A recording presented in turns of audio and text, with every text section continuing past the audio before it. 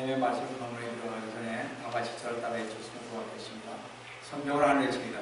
성경을 하는 것입니다. 그래서 성경을 가까이 하면 세상이 멀어지고, 성경을 가까이 세상이 멀어지고, 성경을 멀리 하면 세상이 멀어지고, 성경을 멀리 하면 세상이 멀어지고. 이제 2개월 남았습니다. 저도 다리 다치고 나서 제대로 안 읽었더니 많이 밀렸어요. 그래서 그래도 조금만 하면 될 것 같습니다. 여하튼 한동을 더 마쳐야 되니까, 그죠? 오늘도 주님 안에서 여러분과 함께 은혜의 말씀을 나누려고 하는 것은 아까 오늘도 결린 마태복음 25장 13절, 요한계시록 8장 8절에서 10절로서 마지막 때에 성경을 여는 종말론 강의 10번째인 말세의 시대적 징조 6번째인 공예로 인한 생태계 파괴라는 제목으로 이 시간 은혜를 나누려고 합니다. 성도 여러분, 저는 마지막 때가 훨씬 가까이 오고 있다고 말하고 싶습니다. 세상은 급속도로 종말을 향해 가까이 오고 있습니다. 이것은 부인할 수 없는 사실인 것입니다. 이 말세에 끝나는 어느 누구도 정확하게 예언할 수 없습니다. 다만 우리는 성경이 우리에게 제시한 시대적 징조를 보아 판단할 수 있을 뿐입니다. 마태복음 25장 13절에 있는 말씀처럼 그러므로 깨어있으라. 너희는 인자가 오실 그날과 그 시간을 모르기 때문이다 하고 있기 때문에 그렇습니다. 따라서 우리는 시대적 징조를 성경에 비추어 보아 지금 마지막 때에 살고 있다고 생각하면 틀림없을 것입니다. 역사를 통해서 볼 때 지금처럼 말세임을 느끼게 할 만한 사건이 급속도로 계속 일어나는 때는 결코 없었습니다. 따라서 많은 사람들이 매일매일 일어나는 사건을 보고 그 사건들이 하나님의 말씀과 관련하여 중요한 의미를 갖는다고 생각하는 것은 놀라운 사실이 아닐 수가 없습니다. 공예로 인한 생태계 파괴 같은 일은 성경이 우리에게 말한 앞으로 다가올 소름 끼치는 공포의 증세에 불과할 것입니다. 많은 세상 사람들은 인류가 당면한 질병, 전쟁, 자원의 고갈, 환경의 파괴, 빈곤, 테러 등의 문제들을 과학만이 해결해 줄 수 있으며 과학으로만 해결해야 한다고 주장하고 있습니다. 이런 생각을 가진 사람들은요, 현 인류가 당면한 이 많은 문제들이 바로 이 과학 때문에 생겨났다는 사실을 간과하거나 무시하려 한다는 것입니다. 전쟁 무기인 총이나 다이너마이트의 발명은 전쟁과 국제 테러와 살인의 문제를 발생시켰습니다. 과학기술의 발달로 생활이 편리해지면서 그에 따른 에너지 소비가 증가해 자원 고갈을 가지고 오고 있다는 사실입니다. 또한 항생제의 남용은요, 그로 인하여 어떠한 항생제도 죽지 않는 슈퍼 세균이 생겼으며 이것이 인류의 생활을 위협하고 있습니다. 지금 그렇습니다. 특히 석유 산업을 기반으로 하는 교통수단의 발달은요, 사스, 조류독감, 에볼라와 같은 치명적인 전염병을 온 지구에 보다 쉽게 확산되도록 만들었으며 많은 사람들이 왕래를 하니까요. 또한 이산화탄소의 다량 방출은 지구 온난화와 그에 따른 기상 이변을 가져와 가뭄과 홍수와 태풍으로 국빈자가 갈수록 늘어나고 있습니다. 에어컨이 돌아가는 냉매연과 오존층을 파괴하여 각종 중금속, 즉 납, 카드뮴, 수은, 니켈, 망간 등은 자연 환경에 오염을 가져와 마침내 식단을 위협하는 상황에 이르렀던 것입니다. 그래서인지 70년대가 시작될 때까지, 그 전까지는 대부분이 그 사람들이 생태학이라는 말을 별로 접하지 못했습니다. 70년대 전까지. 근데 갑자기 신문, 라디오, 텔레비전에서 이 말이 쏟아지기를 시작했습니다. 급기야는요, 학교의 박사 과정, 커리큘럼에도 모든 광고판에도 이 말이 나타나기를 시작했습니다.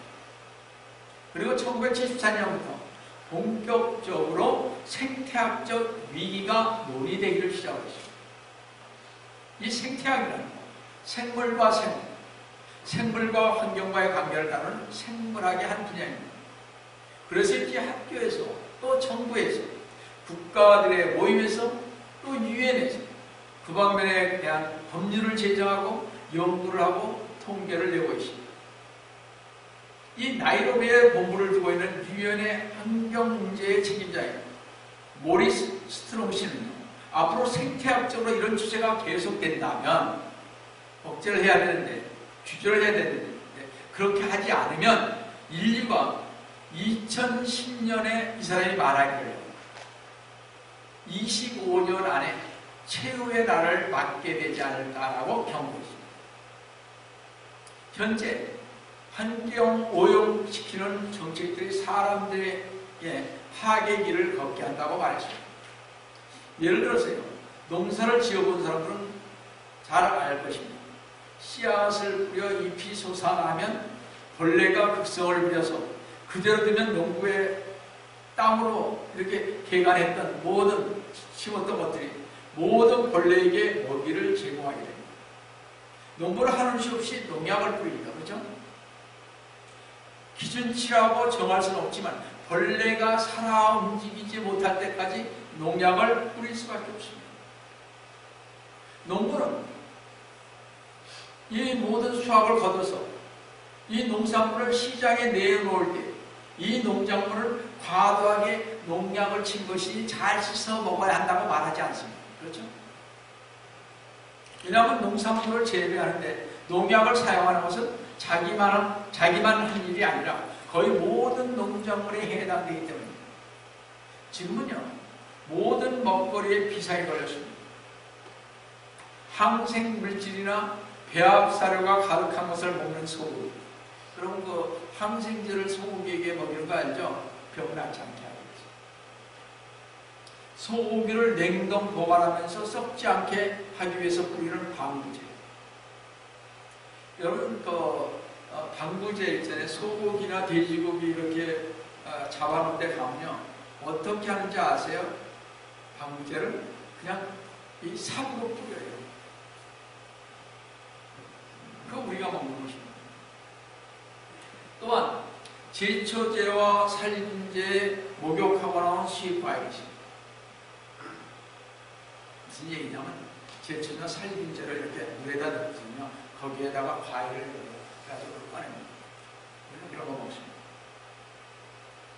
또 환경 호르몬이 나오는 인스턴트 식품, 거기에다가 배기가스로 충만한 공기, 오염된 식수. 여러분, 생수병이 좋은 것 같죠? 따뜻하게 놔두면요, 이렇게 놔두면 생수병에서 흘러나오는 화학물질이 있습니다. 합성 생료가 들어간 빙과류, 석유에서 합성된 플라스틱이 재료인 껌입니다. 껌도 플라스틱 그 재료를 넣어서 만들어요. 껌 좋아하지 마세요, 너무.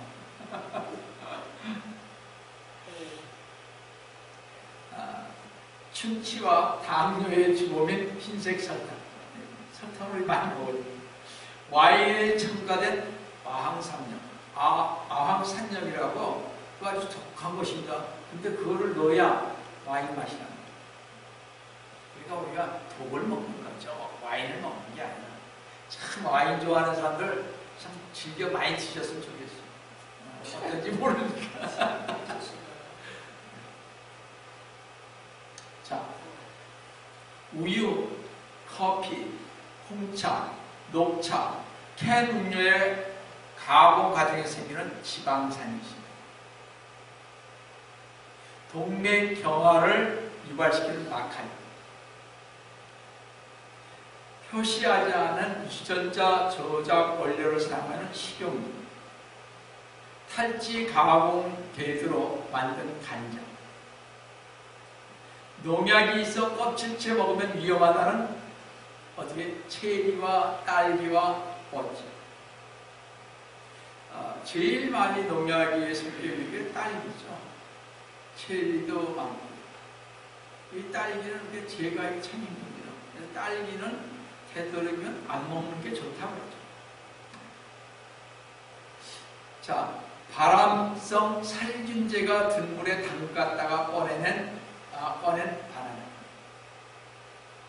바나나는 그렇게 하는 것입니다.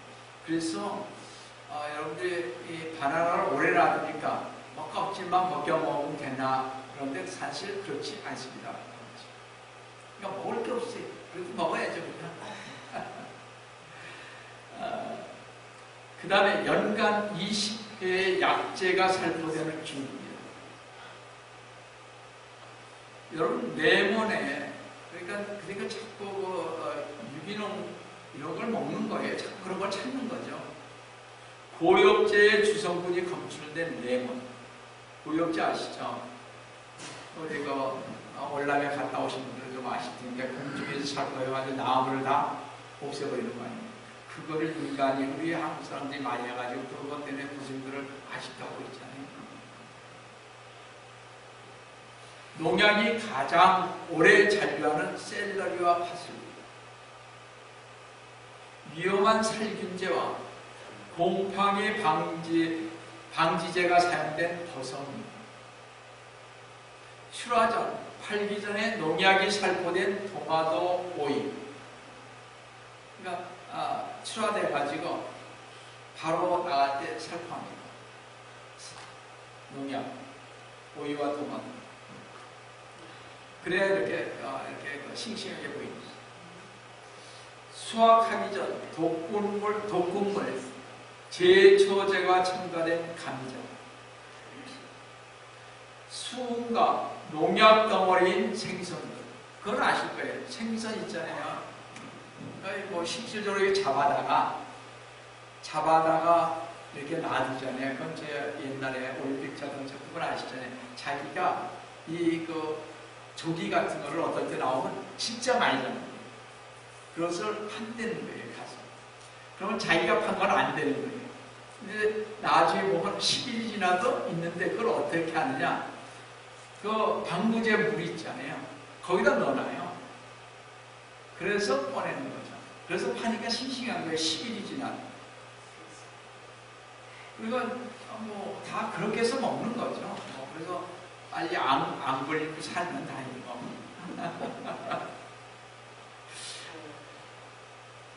그러니까 수분이 또 많이 들어있잖아요.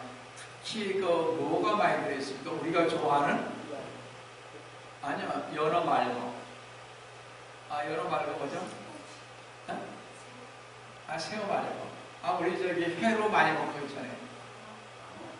연어 말고. 아니요, 투나. 투나는 어린 산모들 먹으시면 안 되는 거 아니죠? 수분이 너무 많아서. 지금은 더 많아졌어요. 표백제 항생물질 대장균의 집합체인 새우.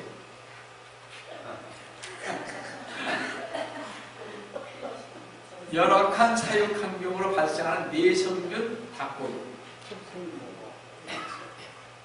합성 호르몬과 광우병에 감염된 소고기, 돼지고기 등. 제가 다 기록할 수가 없더라고요. 많은 식품들이 우리의 식탁과 건강을 위협하고 있습니다. 자, 이 식탁에 올린 이 농수산물, 축산물을 먹는 사람들은 어떻게 되겠는가?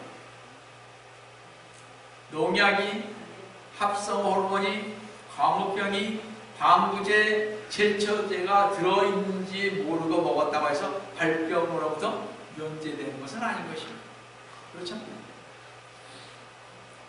먹거리에 신경을 쓰지 않으면 우리 몸은 각종 성인병에 노출되고 맙니다. 오래 사는 것이 문제가 아니라 사는 날 동안 질병으로부터 고통받는 위험으로부터 막아야 할 것입니다. 그래서 요즘은요, 약이 없으면 다 죽어요, 이제. 약으로 사는 것입니다. 여러분 좀 가끔가다 두통 오는 사람들 있죠. 네? 그거 틀림없이 이런 이상한 것들 많이 드시죠. 아, 진짜입니다, 이거. 야, 두통 많이 오시는 분들. 근데, 아니, 근데 좀 적금 먹었나 보죠, 약간. 그러니까 너는 머리가 항상 맑겠죠.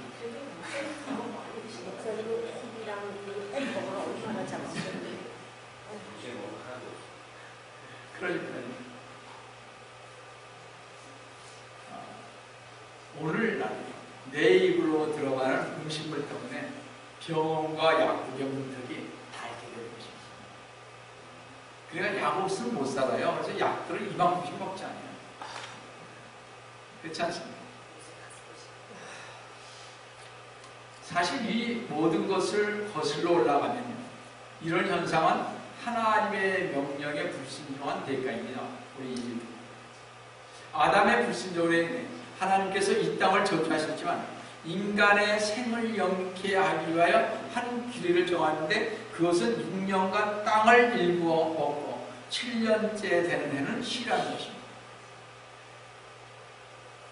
레위기 25장 3, 4절을 보시면 너는 6년 동안 내 밭에 씨를 뿌리고 6년 동안 너는 내 포도를 갖고 거기서 열매를 거둘 것이나 7째에는 땅에게 쉼의 안식이 되게 할지니 주를 위한 안식이라. 너는 내 밭에 씨를 뿌리지 말고 포도를 꼭 가꾸지도 말지.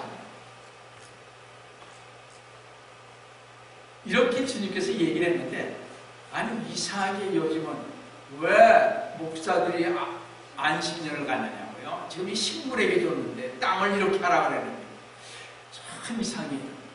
근데 나 안식년 간다고 얼마나 자랑을 저한테 많이 하는지. 목사님 몇 번이나 하셨겠는데 한 번도 못 해봤는데 1년만 쉬는 거 아니에요?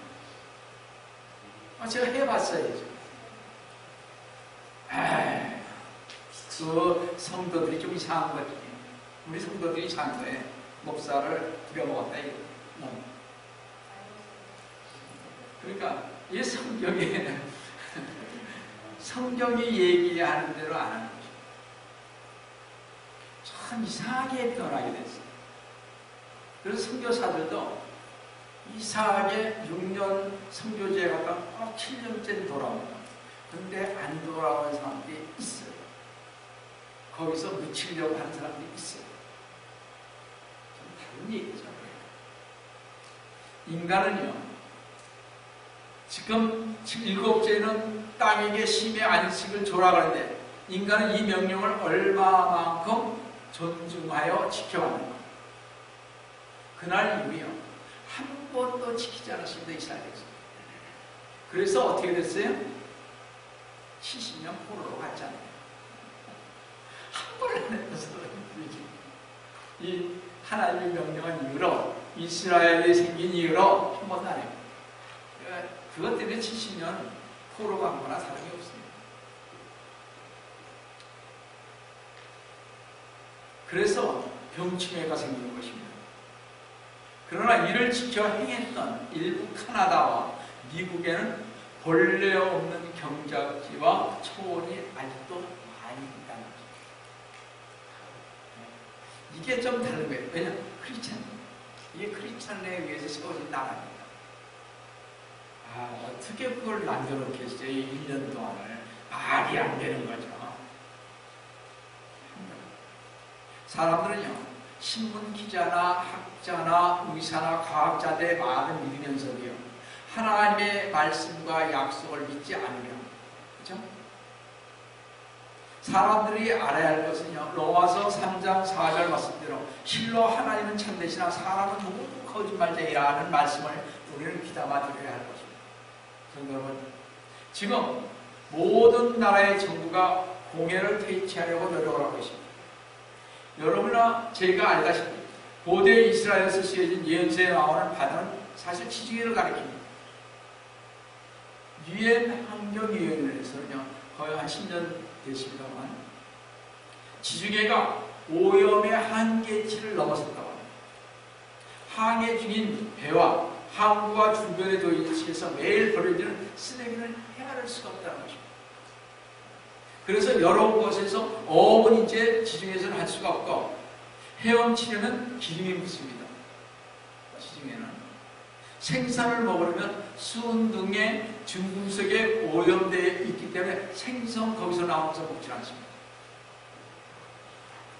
이제 좀 큰일 난 게 어디 걸, 그러니까 저희가 지금 가장 중요한 게 뭐예요? 요번에 뭐였죠? 일본의 그 태풍인가 이런 거였죠. 합의가 있는 거. 아니 무슨 일본에. 여러분 거기에서 그걸로 인해서 얼마나 많이 쌓아놨습니까? 방사능에 오염된 물을요.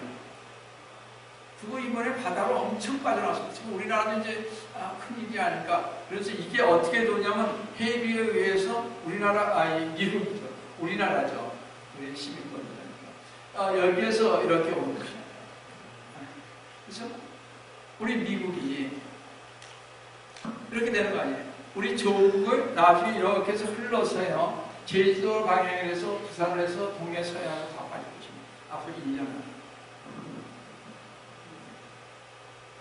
그러니까 이제 지금 걱정입니다. 그래서 저는 죄송합니다. 일본에서 나오는 건 일절 음식에 저는 먹지 않습니다. 아무리 좋아도 옛날에 있던 거 예를 들어서 과자 같은 것도 일본 거는 이제 딱 끊어버립니다. 세상에 어떨 때는 일본 식당에 가고 싶다.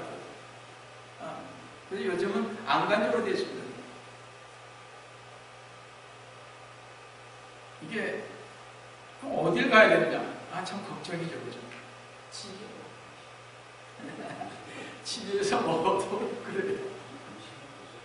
어떻게 할 수가 없어요. 그냥 먹어야죠. 그래서 주님한테 주님 잘 먹겠으니 건강 지켜주십시오.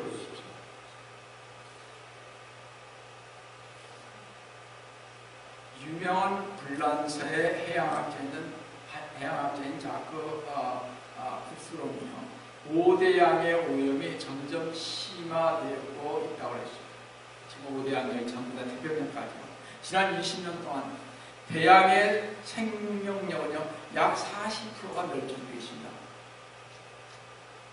지금 이 땅도 썩어져 가고 있죠.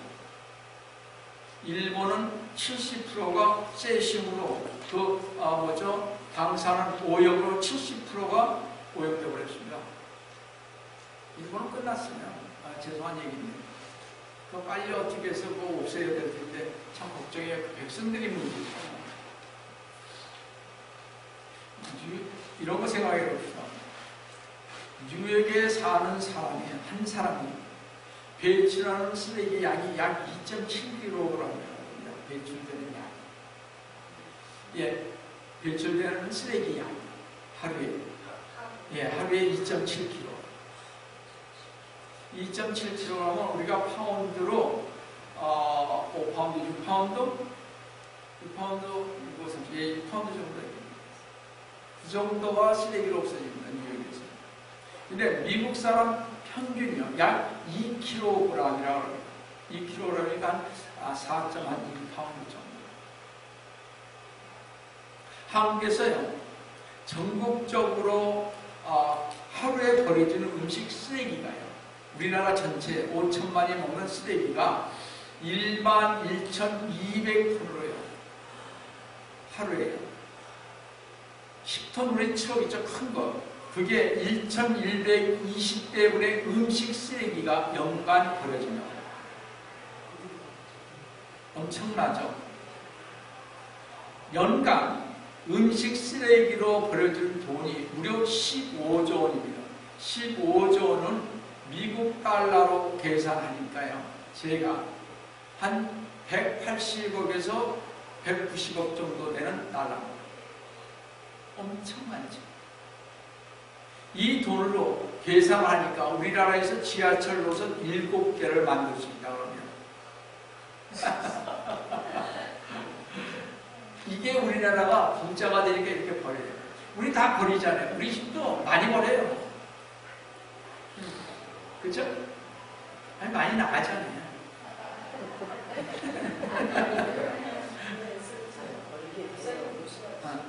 왜냐하면 음식이 뭐 다른 집은 제가 잘 몰라요. 근데 우리 집에 가끔 보면 나가요. 안 나가는 건 아니죠. 근데 여기에 우리 있는 사람 지금 안 나가는 사람이 있냐 이게. 음식 찌꺼기. 물론 우리는 크리스찬이니까 조금 이제 그게 많다고 느껴지는 거죠. 사실은 우리 집에서 버리는 건 거의 없습니다. 그러니까 이게요 엄청납니다. 제가 다시 한번 말씀드립니다. 오늘날 지구에서는요 5살 미만의 어린이가 2010년 통계에 의하면 하루에 배가 고파서요 4만 명이 배고파 죽고 있습니다. 이걸 1년으로 계산하면 얼마 되겠어요? 한 1200만 명입니다. 5살 이하의 어린이. 세계적으로 엄청난 숫자입니다. 그런데 우리는 배불러서 등 따스워서 하나님을 그래서 안 믿는지 모르겠어요. 성도 여러분, 이 시간도 우리는 무의식적으로 아니란 마음과 쾌락만을 추구하며 살아가고 있지는 않은지 우리 자신을 한번 돌아봐야 할 것입니다. 사랑하는 내 자식들에게 물려줘야 할 재산은 내가 낭비하여 오염으로 황폐화된 100만 평의 땅덩어리가 아니라 금검 전략하여 한 줌의 맑은 고기, 한 줌의 청청한 물, 한 평의 옥토를 주어야 할 것입니다. 세계는 식량을 더 많이 생산하기 위해 살림을 벌창합니다. 우리 옛날에 그랬죠. 그래서 화전민이 있었잖아요. 기억나실지 모르겠어요. 이제 나라가 잘 되니까. 아까 화전민이 제일 많은 데가 어딘지 아세요? 강원도죠. 우리나라에. 그러니까 제일 못 살던 도시였습니다. 우리나라에서 우리 남북통일전이 제일 일제시대 때 제일 잘 살던 도가 어디예요? 예, 전라도였습니다. 제일 잘 살던 도고 제일 양반이 약 70%가 그쪽으로 모였습니다. 왜냐? 뭐 옛날 농사만 지었잖아요. 그러니까 거기 평야잖아요. 예, 그러니까 화전민이 많았죠. 그러니까 이런 것입니다. 지금은 우리나라 공업화 시대가 돼서 그걸로 살고 먹고 살고 있죠. 여하튼 그래서 땅을 개발하는데 지금 심혈을 기울이고 있는데 우리가 살아가시기 남미를 가게 되면 옛날에 이 백인들이 어디로 갔어요? 엘도라도, 황금의 땅을 찾아. 우리 엘도라도 영화 보신 분 있어요? 저 봤는데. 마지막 인류의 보고인, 지금 마지막입니다. 인류의 보고인 울창한 아마존 밀림지대에 미국 서부지대를 연상케 하는 골드러시 열풍이 불고 있습니다. 브라질의 북쪽 지방인 로라이마 주의 깊숙한 정글을 주요 무대로 해서 불고 있는 황금 열풍 때문에 브라질은요 남아프리카 공화국의 금이 제일 많이 나죠. 그 다음에 소련, 미국 등에 이어 금 생산량 6위에 연 100톤 이상을 캐내게 되었습니다. 그로 인해 매년 3만 2천 평방킬로제곱미터의 밀림이 없어지고 금이 섞인 자갈이나 진흙을 강물에 씻어 금을 가려내기 때문에 아마존 강물이 오염이 되는데 기름과 수로 점점 심각해지고 있습니다. 그래서 아마존 강에 모든 물고기들이 죽어가고 있습니다. 아마존은 우리나라 면적의 아마존 공원만요. 우리나라 면적의 35배입니다. 근데 매년 1000건의 방화가 그곳에서 이루어지고 있습니다.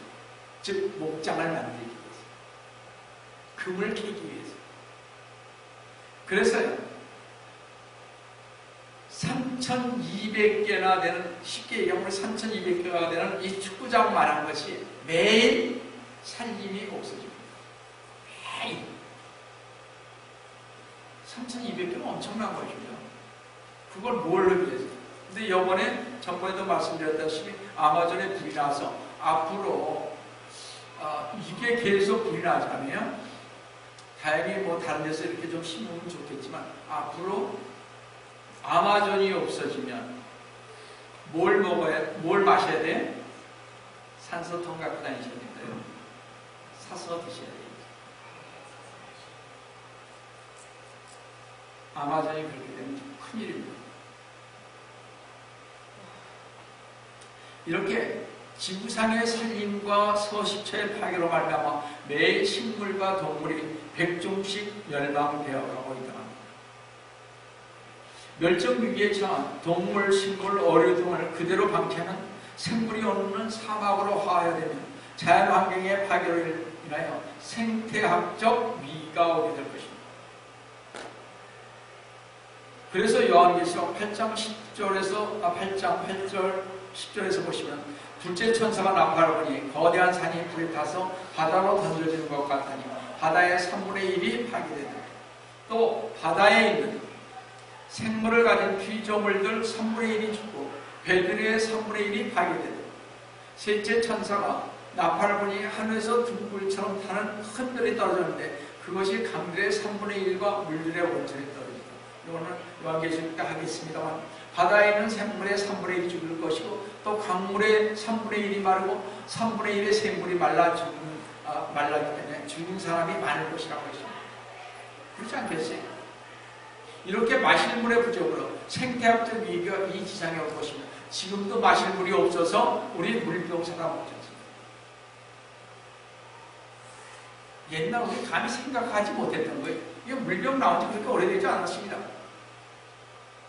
자, 그래서 이제 오늘날 이 생태계는 극심한 위기에 처해 있기 때문에 이런 생존 위기에 직면한 문제를 교회가 대체해야 한다면서 건전한 환경신학을 확립하자고 창조 보존의 신학적 근거를 제시하면서 범교회적으로 힘을 모아 환경보존을 위해 환경보호법을 강화하고 정부로 하여금 예산을 증대하도록 영향력을 행사하자고 말합니다. 여러분, 오늘날 환경 문제는요, 인간의 무분별한 욕망의 결과에 나온 것입니다. 이 인간의 욕망을 채우고 성장을 이루기 위해 소위 문명의 발전을 위해 자연계를 대상으로 착취를 장악했던 것입니다. 각국은 경제 성장을 내세우며 경제적으로 산업화 정책을 시도하고 무절제한 이윤축으로 환경 파괴를 했습니다. 그래서 미국이 트럼프가 되면서 나와버렸죠. 탈퇴했잖아요. 기후환경적으로 해서. 자, 그렇다면 이런 위기의 시대를 살아가는 현대인들의 삶의 태도는 무엇인가 하는 것입니다. 우리 모든 성도들은 개인적이고 집단적인 논리를 벗어나 하나님 앞에서 인간의 욕망의 절제를 통해 자연과의 조화로운 관계 속에서 하나님의 창조 질서를 존중하고 실천하여 하나님께 영광을 이루는 삶으로 돌아가야 할 것입니다. 하나님께서 명령하신 창세기 1장 28절의 말씀입니다. 이것은 좀 잘 들어보시기 바랍니다. 하나님께서 그들에게 복을 주시고 하나님께서 그들에게 말씀하시기를 다산하고 번성하며 땅을 다시 채우고 그것을 정복하라. 그리고 바다의 고기와 공중의 새와 땅 위에서 움직이는 모든 생물을 다시라고 하셨습니다. 이 정복하라는 히브리 원어 카바스는요, 어떤 대상을 가꾸고 돌보며 유익도 취하면서 그것과 공존한다는 뜻이 있습니다. 정복한다는. 또한 이 다스리라는 말이 있습니다. 땅에서 움직이는 모든 생물을 다스리라고 했습니다. 여기에서 이 다스리라는 뜻의 나다는 부모가 자식을, 통치자가 백성들을 돌보고 치리한다는 뜻입니다. 따라서 인간은 하나님의 청지기로서 하나님의 모든 피조물을 귀히 여기고 잘 보존하여 서로에게 유익이 되도록 하라는 청지기로서의 부름을 받았다는 사실을 명심해야 할 것입니다. 그런데 다산하고 번성하여 땅을 다시 채우고 그것을 번성하라는 구절에 환경신학이라는 이름을 붙여 사회운동가, 환경운동가들처럼 예수 그리스도님 없이, 잘 들으세요, 환경운동가니 여러분 그린피스 아시죠? 이분들은 거의 예수님 부정하는 사람이 맞습니다. 그거 아셔야 돼요. 녹색 땅이라고 우리나라에서 그렇게 번역을 했습니다만 맞습니다. 이들은요, 예수 그리스도님 없이 이 땅에 살기 좋은 세상을 건설하여 간다면서 이 신학자들과 목회자, 이것을 주장하는 신학자들과 목회자들은요, 9,000년주의거나 9,000년주의자들일 것입니다. 성경은 믿는 사람이건 믿지 않는 사람이건 간에 사람들이 환경 보존 실천에 앞장선다고 해도, 나아가 정부로 하여금 환경 예산을 증대시킨다고 해도 주 예수 그리스도님께서 이 땅에 다시 오실 때까지 생태계는 회복되지 않을 것입니다. 따라서 주 예수 그리스도님 없이 생태계 회복을 시키는 것을 목표로 하는 환경신학이란 전적으로 비성경적인 것이 아니라 가능성도 없다는 사실입니다. 따라서 오존층의 파괴, 지구의 온난화, 에너지 고갈, 생태계 파괴 문제는 주 예수 그리스도님께서 오시기만 하면 남김없이 해결되는 문제입니다. 다음에 또 얘기하겠습니다만, 자, 그러면 지금을 사는 우리 성도는 어떻게 살아야 됩니까? 시편 37편 19절을 보시기 바랍니다. 그들은 재앙의 때에 수치를 당하지 않을 것이며 기근의 날들에 배부리라 한 것처럼 무슨 일이 일어날지라도, 어떤 재난에 닥칠지라도, 어떤 변란이 오더라도, 기근이 오더라도 의인인 우리는 수치를 당치 않고 배부를 것이고 말씀하신 주님의 음성을 들을 수 있어야 할 것입니다. 성도들, 우리는 결코 정복자가 아니라 하나님의 청지기로 부름을 받았다는 사실을 명심하시면서 다시 한번 우리 주변의 자연환경을, 이 땅에 존재케 하신 그분의 음성을 들어야 합니다. 왜냐하면 참여자 하나님께서는 에레미야 29장 11절에서 이는 내가 너희를 향하여 생각하는 그 생각들을 내가 알고 곧 화평의 생각이요 재앙이 아니라 기대하는 끝을 너희에게 주리라 주가 말하노라고 하셨기 때문입니다. 따라서 우리는 아무리 어려운 환경에 처해 있다 할지라도 창조주 하나님만을 바라보면서 만족하면서 가야 합니다. 그러므로 우리 성도들은 주 예수 그리스도님 재림을 소망하면서 창조주여 하나님께서 생태계를 회복시키는 것을 믿으며 가는 것입니다. 우리가 가야 할 길이요, 이것이 우리가 기대하는 끝의 소망인 것을 아시고 주 예수 그리스도님께서 오시는 그날까지 환경이 아니라 죄인을 살리는 일에 더욱 힘쓰시기를 속히 하신 주 예수 그리스도님 이름으로 축원드립니다. 마치도록 하겠습니다. 사랑의 하나님 아버지, 지명을 주시고 감사드립니다. 저희들이 얼마나 이 어려운 시기에 살고 있는지 알 수 없습니다. 이 시기에 지금 저희들로 하여금 이 모든 것을 하나님께 맡기며 가는, 그래서 그것을 위해서 기도하며 가는 저희들에게 하여 주시면 감사드립니다. 주님께서 속히 오실 줄 믿사오니 이 모든 말씀 주의 좀 받도록 하는 것입니다.